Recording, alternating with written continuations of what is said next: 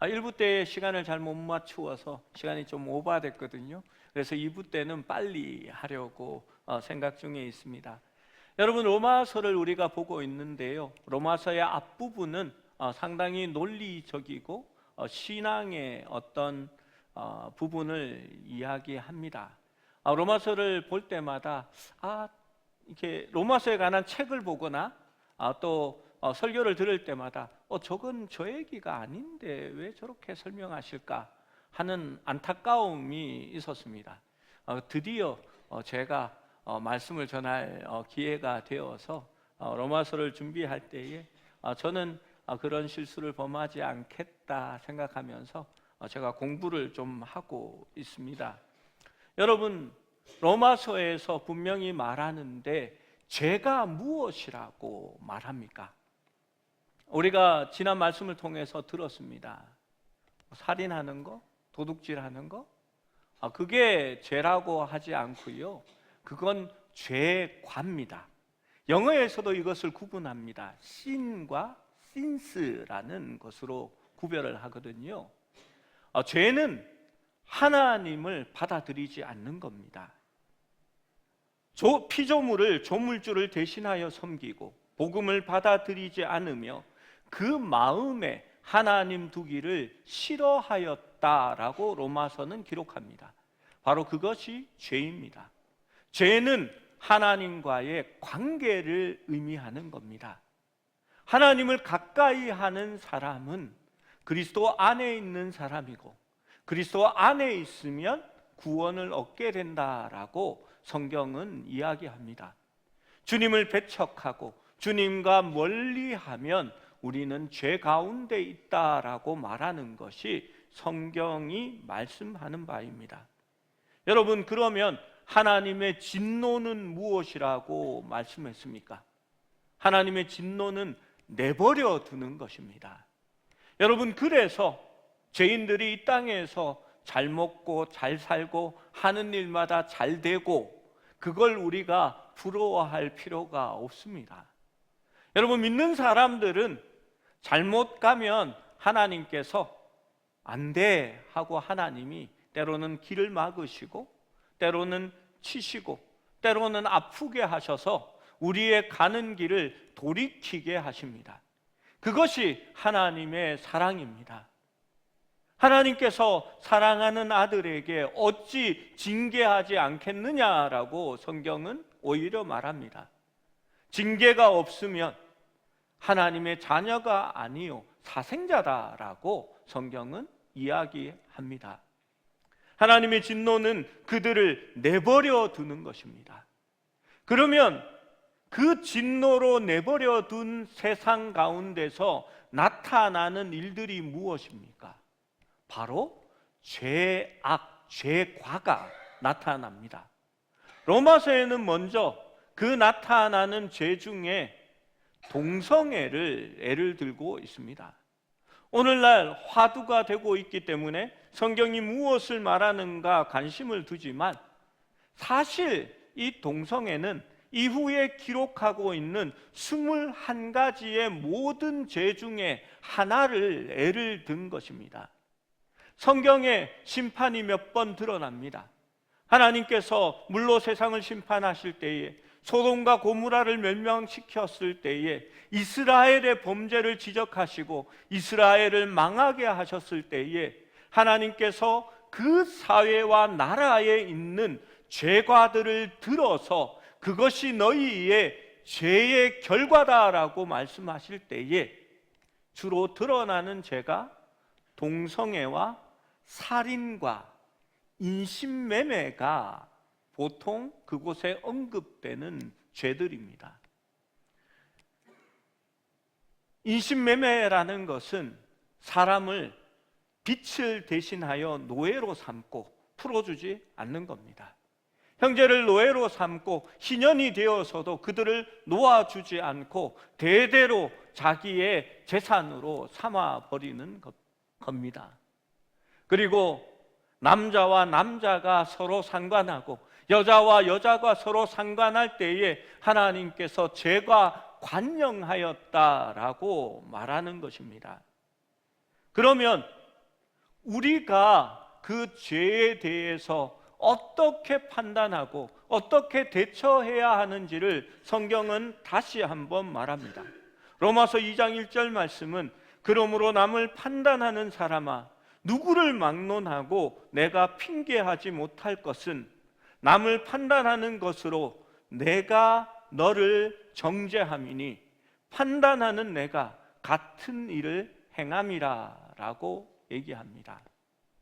여러분, 우리가 살인하는 사람들에 대해서 막 분노하면서 저런 인간이 합니다. 교회 다니는 사람은 동성애에 대해서 막 모질게 손가락질하고 저런 말세가 다 있나라고 얘기합니다.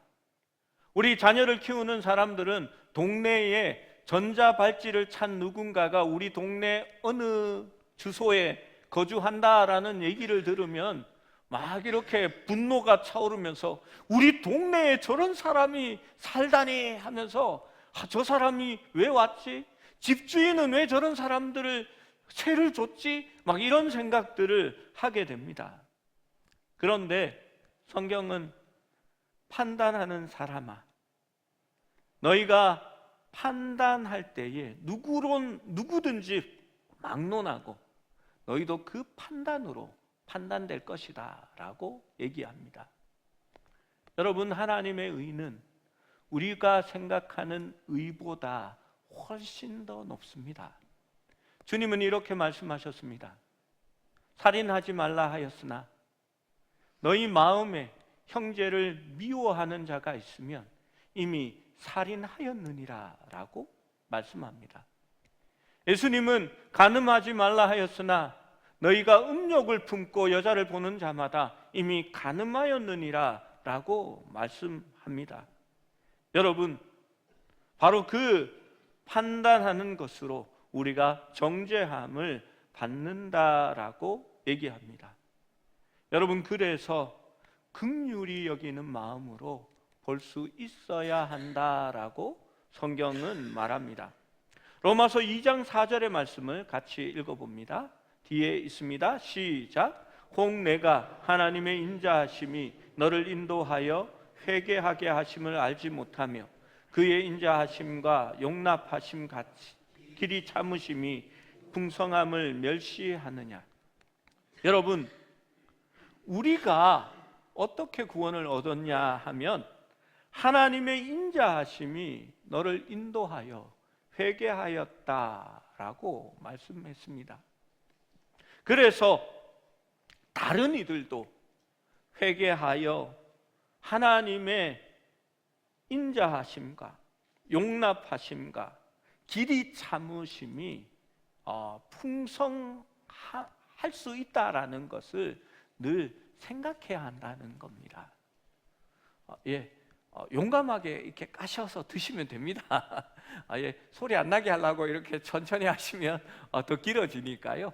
옆에서 까주십시오. 한 번에 착 해도 됩니다. 우리 성도들은 다 이해하거든요. 그래서 용감하게 하십시오. 여러분, 예수님이 가장 싫어하고 세상도 싫어하는 사람들이 있다고 했습니다. 그것이 위선하는 자, 외식하는 자라고 말씀했습니다.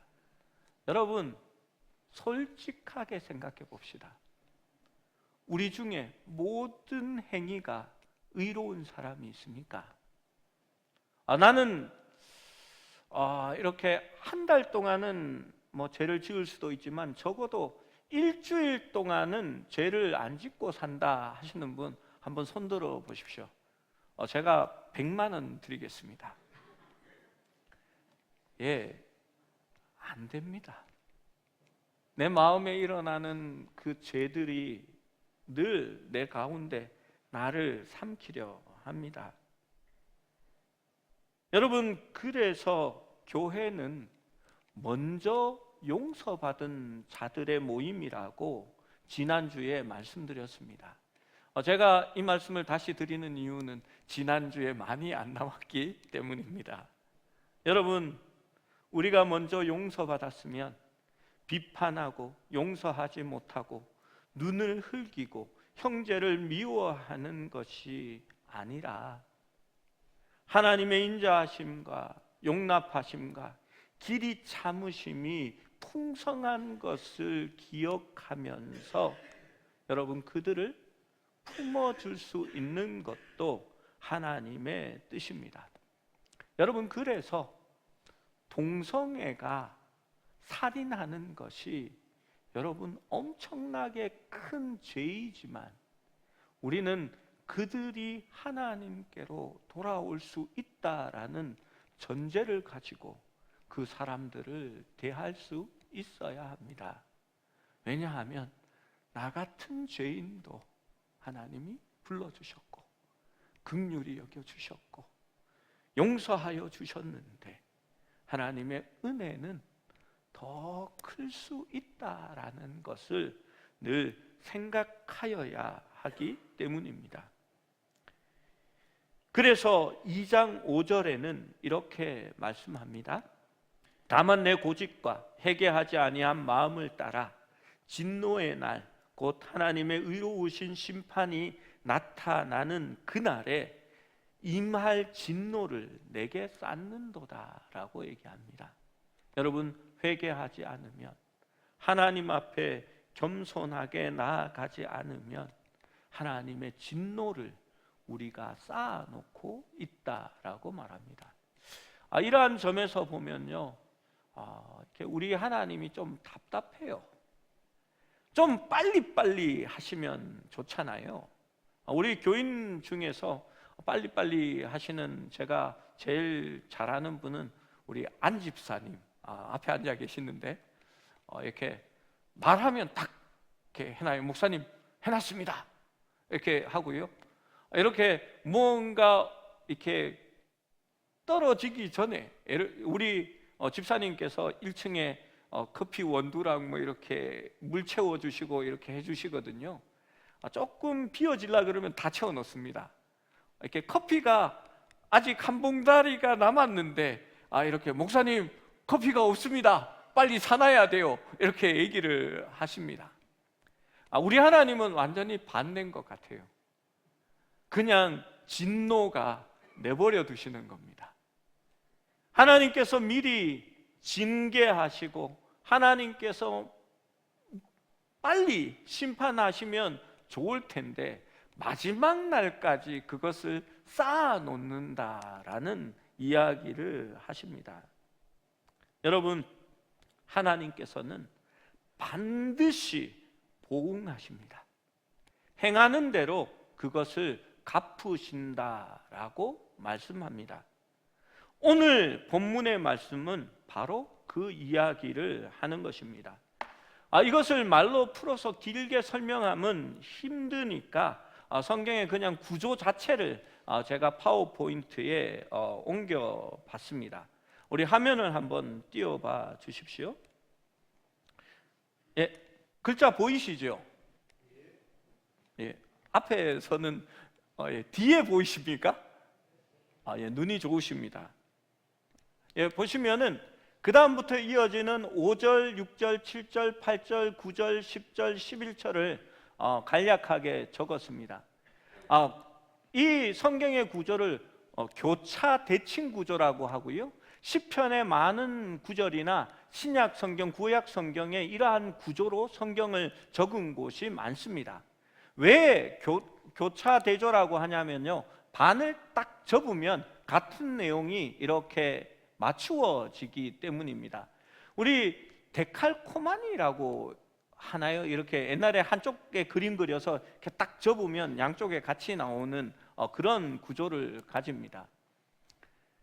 하나님께서 각 사람에게 그 행한 대로 갚으시기 때문이다 6절에 말하고요, 접으면 이는 하나님이 외모로 사람을 취하지 아니하심이다 라고 얘기합니다. 같은 내용을 적은 겁니다.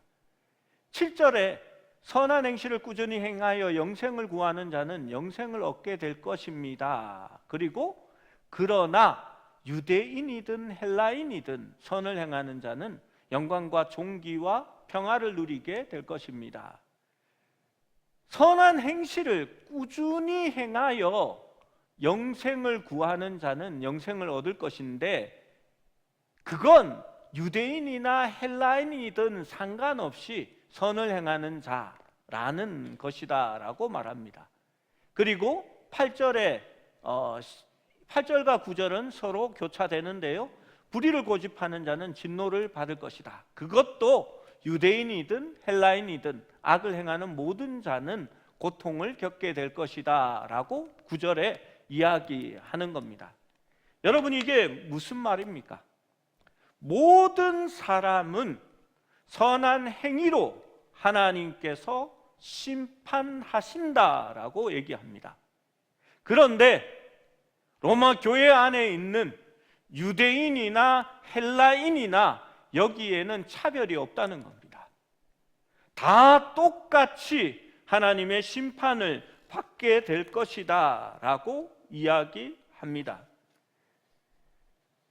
사람이 그 행위에 따라 심판을 받게 된다라는 구약의 사상은 유대인 사회에서 널리 받아들여졌습니다. 여러분, 여기에서 제가 이렇게 여러분은 의문이 떠오르는 것이 있을 겁니다. 그러나 전제를 두고 얘기를 해봅시다. 큰 전제는 우리의 선한 행위를 따라 모든 사람이 심판을 받게 된다라는 겁니다. 잠언 24장 12절에 마지막 부분을 보면 그가 각 사람의 행위대로 보응하시리라 라고 말씀합니다. 시편 62편 12절에도 주여 인자함은 주께 속하오니 주께서 각 사람이 행한 대로 갚으심이니이다 라고 얘기합니다. 성경은 분명히 우리가 선한 행위대로 심판을 받고 구원을 얻든지 못 얻든지 계를 되게 한다라고 말합니다. 여러분, 벌써 의문이 떠오르죠. 우리는 그렇게 배우지 않았는데요. 우리는 행위로 구원을 얻지 않는다라고 들었습니다 할 겁니다. 여러분, 성경은 말하기를 율법은 분명하게 이야기합니다. 선행을 꾸준하게 계속 행함으로써 구원을 얻는다라고 얘기합니다. 이것이 2장 7절에서 10절의 내용입니다.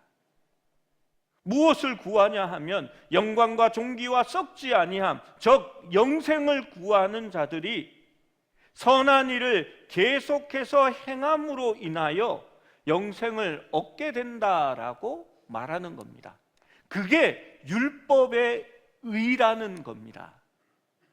여러분, 그 전제는 틀리지 않습니다. 문제는 우리에게 있습니다. 여러분, 그러면 우리는 계속해서 하나님의 의를 따라 선한 일을, 성경이 요구하는 그 선한 일을 우리가 계속 행할 수 있을까요? 행할 수 없습니다. 여기에서 그 율법이 생명의 법이 아니라 죄와 사망의 법이 되는 이유가 생겨나는 겁니다. 율법은 틀리지 않았습니다. 율법은 의롭습니다. 율법은 하나님의 의를 드러냅니다. 그러나 그 율법을 우리가 이룰 수 없기 때문에 그 율법이 우리에게 심판이 되어진다는 겁니다. 여러분, 이 7절에서 10절 말씀은 선을 계속해서 꾸준히 행함으로써 영생을 얻게 된다라고 말합니다. 이 부분을 우리가 이해하지 못하면 예수님께 다가온 마태복음 19장에 있는 부자 청년의 비유를 이해할 수 없게 됩니다. 여러분, 그는 와서 묻습니다. 선생님이여, 내가 무슨 선한 일을 하여야 영생을 얻겠습니까? 부자 청년은 내가 선한 일을 행해야 구원을 얻는다 생각하고 예수님께 물었습니다. 마태복음 19장 17절에 예수께서 이르시되 어찌하여 선한 일을 내게 묻느냐? 선한 이는 오직 한 분이시라. 누굽니까? 하나님밖에 선한 이가 없다라고 말합니다. 그런데 자기가 선한 사람이 되어야 구원을 얻는다라고 생각하고 있는 겁니다. 내가 생명에 들어가려면 계명들을 지키라라고 이야기했습니다. 이 청년이 뭐라고 대답한 줄 아십니까? 19장 20절 21절 말씀을 읽어봅니다. 시작. 그 청년이 이르되 이 모든 것을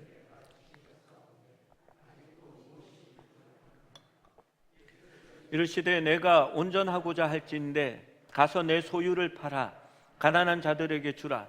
그리하면 하늘에서 보화가 내게 있으리라. 그리고 와서 나를 따르라 하시니. 여러분, 이 부자 청년이 뭐라고 얘기하냐면요, 이 모든 것을 내가 지켜 싸운데 아직도 무엇이 부족합니까? 라고 묻습니다. 여러분, 이 시제가 독특한데요, 이 시제가 영어에도 없고 한글에도 없습니다. 그러나 고대 헬라어에는 있는 시제입니다. 과거 완료 진행이라는 시제입니다. 과거에서부터 현재까지 그리고 앞으로도 계속해서 선한 일을 행하고 지킨다라는 의미를 가집니다. 그런데 이 청년이 얼마나 의를 위하여 그것을 노력했는지 내가 어렸을 때부터 그것을 다 지켜 행했다라고 이야기합니다. 그런데 예수님은 내가 온전케 되려면 온전하고자 할진대 아직도 온전하지 않다는 겁니다. 그래서 네가 아직도 하지 못하는 것이 있으니까 네가 가진 소유를 팔아 가난한 자에게 나누어 주고 구원을 얻으려면 너는 나를 쫓으라라고 이야기하는 겁니다. 여러분, 방점은 주님을 쫓는 데 있습니다. 부자 청년이 모든 것을 팔아서 가난한 자에게 나누어 주어도 율법의 요구를 이룰 수가 없습니다. 바울은 어떤 사람들이 선행을 통해 영생을 얻을 수 있다라고 말하는 것이 아닙니다. 그는 율법의 행위로는 하나님 앞에서 의로울 수 없다라는 것을 계속해서 말합니다. 지금 바울이 말하고자 하는 것은 하나님은 공평하시고 유대인들에게 특별한 편애가 없이 모든 사람은 그 선한 행위로 하나님 앞에 심판을 받게 된다라고 이야기하는 겁니다. 여러분, 그러면 유대인들이 먼저 율법을 받았다고 해서 그들이 구원을 얻었다라고 말할 수 있습니까? 할 수가 없다는 겁니다. 예수님은 이 부자 청년에게도 그렇게 얘기했습니다. 부자가 천국에 들어가는 것이 얼마나 어려운지, 차라리 그것보다는 낙타가 바늘기로 들어가는 것이 훨씬 더 쉽다라고 얘기합니다. 여러분, 낙타가 바늘기로 들어가는 것이 가능합니까? 불가능합니다. 그런데 부자가 천국에 들어가는 것은 더 어렵다라고 얘기합니다. 무엇 때문에 어려울까요? 자기의 선한 행위로 구원을 얻으려고 하는 것은 불가능한 이야기다라고 말씀하고 있는 겁니다. 여러분, 유대인들은 자기는 율법을 소유했기 때문에, 토라를 소유했기 때문에 이방인들보다 우월하다라고 믿었습니다. 자신들은 택한 백성이라 하나님의 구원을 얻는다라고 생각했습니다. 유대인들은 율법을 소유하는 것이 심판에서 면제될 수 있는 특권이라고 착각하고 있었습니다. 그러나 분명히 성경은 이야기합니다. 13절 상반절에 율법을 듣는 것만으로도, 그 듣는 것만으로는 하나님 앞에 의롭다함을 받을 수 없고, 13절 하반절에 오직 율법의 말씀을 행하는 자만이 의롭다함을 받을 것이다 라고 이야기하는 것입니다. 바울은 이 구절들을 통해 이방인들도 율법이 없어도 자기가 자신에게 율법이 된다라는 것을 말합니다. 그들이 때때로 율법을 실천하거나 율법에 기록된 행위를 어길 때에 양심의 가책을 느끼고 지킬 때에는 기뻐한다는 점에서 그것을 알 수 있다라고 말합니다. 이방인들은 모세 율법을 가지고 있지는 않지만 그 양심이 율법의 행위를 나타내기 때문이다라고 말합니다. 그리고 이것을 괄호 안에 넣어 놓았습니다. 직접적인 문맥에 들어가는 부분이 아니라 이방인들에 관한 부분을 설명하기 위해서 삽입되었기 때문에 괄호 안에 넣어 놓은 것입니다. 여러분, 무슨 말입니까? 율법이 오기 전에도 하나님의 법은 존재했다는 말입니다. 율법을 언제 받았을까요? 출애굽할 때에 시내산에서 받았습니다. 여러분, 가인이 아벨을 죽일 당시에 살인하지 말라라는 율법은 존재하지 않았습니다. 하나님께서 그런 법을 말씀하지 않았을 때입니다. 그런데 가인이 아벨을 죽였습니다. 제가 죄인지 몰랐다고 제가 아니라고 말할 수 있을까요? 분명히 가인은 양심의 가책을 느꼈고 하나님 앞에 그것을 숨깁니다. 그리고 자신을 하나님 앞에서 피하려고 합니다. 여러분, 관계가 틀어지게 된 겁니다. 하나님께로부터 멀어지려고 하고 있는 겁니다. 죄가 생겨나게 된 겁니다. 우리는 하나님의 형상을 따라 지음을 받았기 때문에 그 양심에 따라 때로는 꺼리낌을 얻고 때로는 그것이 잘했다라는 동기부여와 칭찬을 받기도 합니다.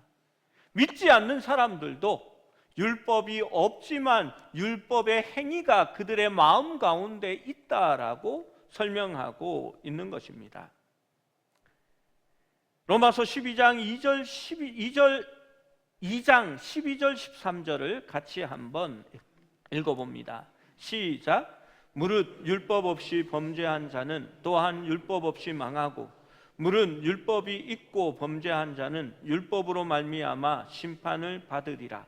하나님 앞에서는 율법을 듣는 자가 의인이 아니요 오직 율법을 행하는 자라야 의롭다 하심을 얻으리니. 즉 이방인들의 율법 지식과 그 정죄를 말한 이유는 유대인들에게 율법을 듣는 것만으로 소용이 없고 오직 율법을 행하는 자라야 의롭게 하심을 받게 된다라고 말하는 것입니다. 여러분, 이것을 오늘날 우리에게 적용해 봅시다. 주일날 예배에 나와서 하나님의 말씀을, 설교를 듣는 것으로 구원을 얻는다라고 생각하지 마십시오. 여러분은 종교 의식을 행하고 있는지도 모릅니다. 우리가 구원을 얻는 것은 예수 그리스도 안에 있음으로 구원을 얻게 됩니다. 주님의 말씀이 우리 안에 거하고 우리가 주님 안에 거할 때에 포도나무 가지가 포도나무를 떠나 살 수 없는 것 같이, 열매를 맺을 수 없는 것과 같이 주님 안에 있을 때에 우리가 하나님의 자녀가 되어지는 겁니다. 여러분, 정말 중요한 것은 주님의 말씀 안에, 주님의 안에 우리가 거하는 것입니다. 여러분, 죄가 무엇이라고 했습니까? 하나님을 떠나는 것, 하나님을 거부하는 거, 하나님을 잊어버리는 거, 그것이 바로 죄입니다. 여러분, 하나님을 가까이 하십시오. 그러면 하나님이 우리를 의롭다 하시고 축복해 주실 것입니다. 여러분, 여행 가셔도 좋습니다. 여러분, 신나게 하나님 안에서 이렇게 이 스포츠를 즐기고 레저를 즐기셔도 좋습니다. 그러나 주님과 함께 하셔야 합니다. 여러분, 명절날 저는 이렇게 고향에 가서 예배 드리라고 합니다. 꼭 이 자리에 와서 예배 드려야만이 주일 성수하는 게 아니라고 말씀드립니다. 여러분, 그런데 주님과 함께 하지 못하고 여러분, 여행 가는 것이 주일날 자꾸 빠지게 되고 그게 습관적으로 빠져도 된다라고 생각하게 되고, 여러분, 그 삶이 주님과 점점 멀어지게 되면 그때부터는 문제가 생겨나는 겁니다. 여러분, 우리가 그렇게 대단한 사람이 아닙니다.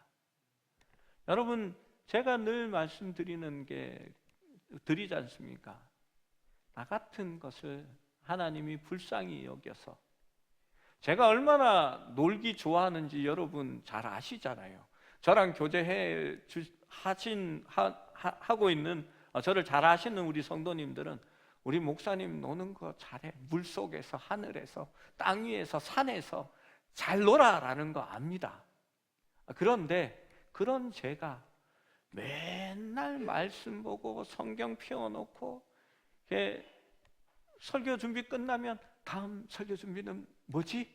이렇게 돌아보고 하는 그 삶이 하나님이 저를 얼마나 불쌍히 여기시고 긍휼히 여겨서 쟤는 저렇게 안 하면 하나님과 가까이 하기 힘든 애야. 목사로 붙들어 놓아서 열심히 하나님과 가까이 할 수 있도록 그렇게 만들어야지 하는, 그게 하나님의 은혜입니다. 여러분, 왜 수요 예배를 정해놓고요 그것을 지키게 할까요? 일주일 동안 중간에 예배 안 드리면, 한 번 더 모이지 않으면 하나님께로부터 좀 많이 멀어지게 돼 있기 때문입니다. 그때쯤 한번 이렇게 나와가지고 하나님을 생각할 수 있도록 그 수요 예배를 만들어 놓은 겁니다. 여러분, 새벽 예배 왜 할까요? 안 하면요 나태해집니다. 여러분, 운동하시지 않습니까? 하루만 운동 안 하면요 뭔가 좀 달라지고 있다는 걸 느낍니다. 일주일 운동 안 하면 몸이 많이 둔해졌다는 거 금방 알게 됩니다.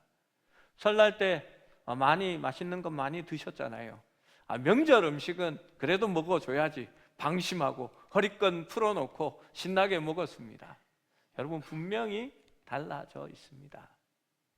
여러분, 우리가 스스로 하나님 앞에 온전치 못하기 때문에 그렇게 몸부림치며 경건의 훈련을 하게 되는 겁니다. 우리는 하나님 앞에 온전치 못합니다. 모든 율법의 의대로 살아갈 수 없습니다. 율법의 행위대로 심판을 받게 된다면 우리는 구원받을 수 없는 사람입니다. 하나님의 심판을 피할 수 없습니다. 오늘 말씀은 대전제를 얘기하는 겁니다. 여러분, 결론은 3장에 가서야 나오게 됩니다. 미리 답을 알아놓는 것도 우리가 말하는 이정표가 되어질 것이기 때문에, 또 혹시 오해하지 않기 위해서 미리 정답을 알려드립니다. 로마서 3장 20절 말씀을 함께 읽어봅니다. 시작. 그러므로 율법의 행위로 그의 앞에 의롭다 하심을 얻을 육체가 없나니 율법으로는 죄를 깨달음이니라. 여러분, 우리의 노력으로, 행위로 의롭다함을 받을 수 없습니다. 그러나 율법을 우리에게 주신 이유는 율법을 볼 때마다 내가 죄인이구나, 이 행위대로 내가 살 수 없구나라는 것을 깨닫게 하기 위해 준 겁니다. 그런데 유대인들은 거꾸로 살았습니다. 율법이 있고 율법에 적힌 몇 가지 것들을 내가 행함으로 인하여 나는 의롭고 이방인들은 더러운 부정한 존재다라고 그들은 생각한 겁니다. 그들이 율법을 제대로 보았으면 내가 죄인이구나 하는 것을 깨닫게 되었을 것입니다.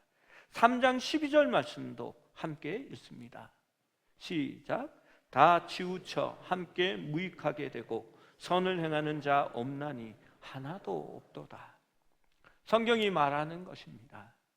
다 치우쳐 무익하게 되고 선을 행하는 자 없나니 하나도 없도다라고 얘기합니다.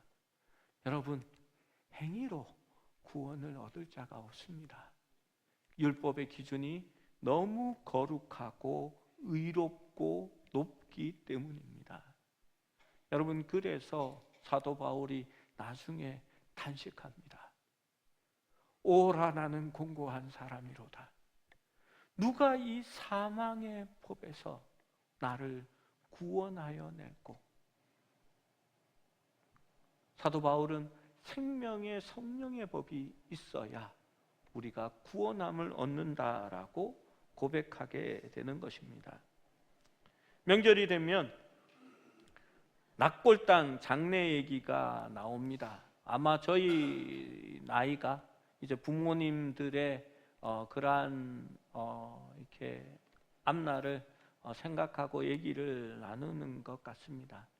매장을 해야 되나, 이렇게 화장을 해야 되나, 또 부모님 중에 화장하는 것을 싫어하는 분들도 있으니까 그러한 일을 나눕니다.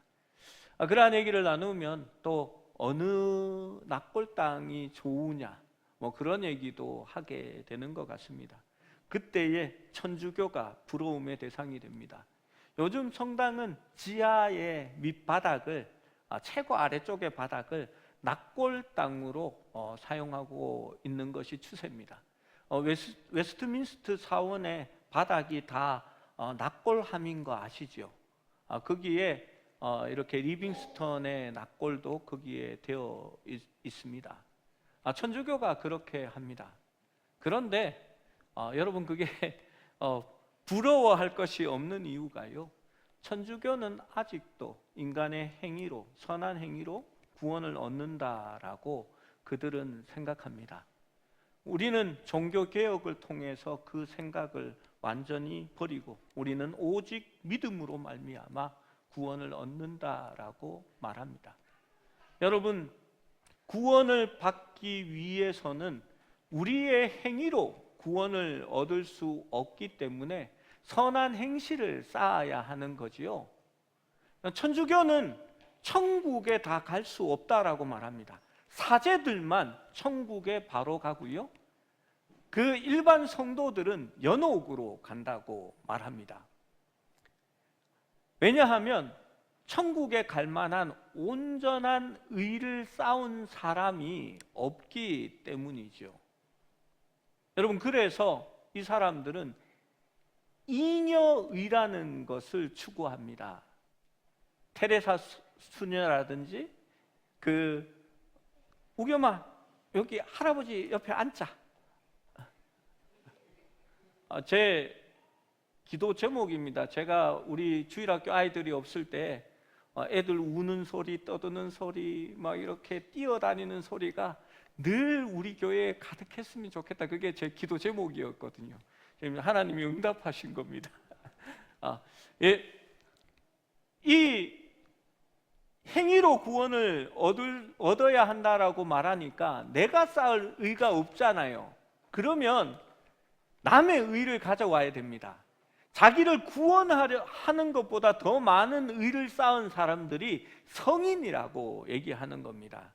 그래서 성인이 있으면 그에게 기도하고 그를 축복함으로 말미암아 그 남은 의를 나에게 가져온다라고 하는 겁니다.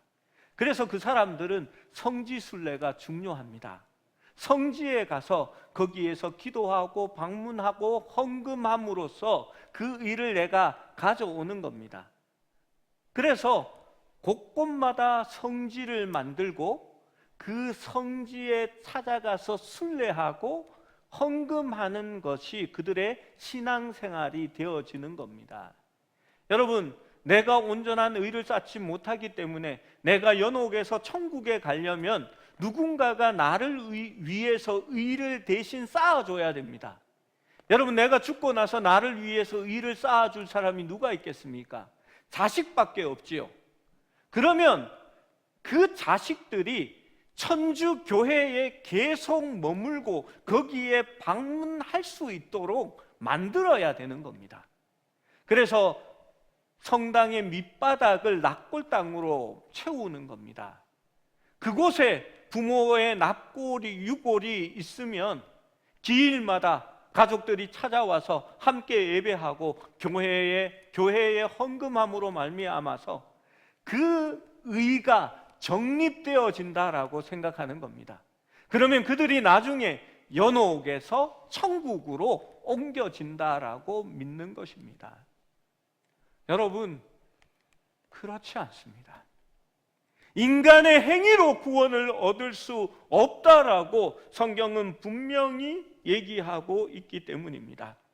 우리가 하나님 앞에 설 수 있는 모든 자세는 회개하고 예수 그리스도를 우리의 주인으로 받아들이는 것뿐입니다.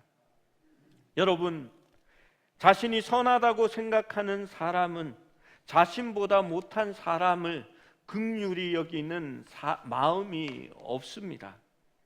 우리는 여전히 죄인입니다. 예수 그리스도가 없으면 우리는 살아갈 수 없는 사람임을 보아야 하는 것입니다. 우리의 의로움은 나에게 있는 것이 아니라 주님께 있기 때문입니다. 그래서 우리는 늘 주님과 함께 있어야 하고 우리의 삶이 주님 안에 접붙여져야 하는 것입니다. 어떤 사람은 자신이 하나님처럼 비판하고 정죄하는 자리에 있는 사람들도 있습니다. 그러나 이것도 옳은 것은 아닙니다. 우리는 인간의 자신의 주제를 알아야 합니다. 비판하고 정죄하는 것은 하나님의 일이지 우리의 역할은 아니기 때문입니다. 나는 먼저 용서받은 사람이기 때문입니다. 시간이 많이 갔습니다. 죄송합니다. 결론을 맺습니다. 여러분, 우리는 다 죄인입니다.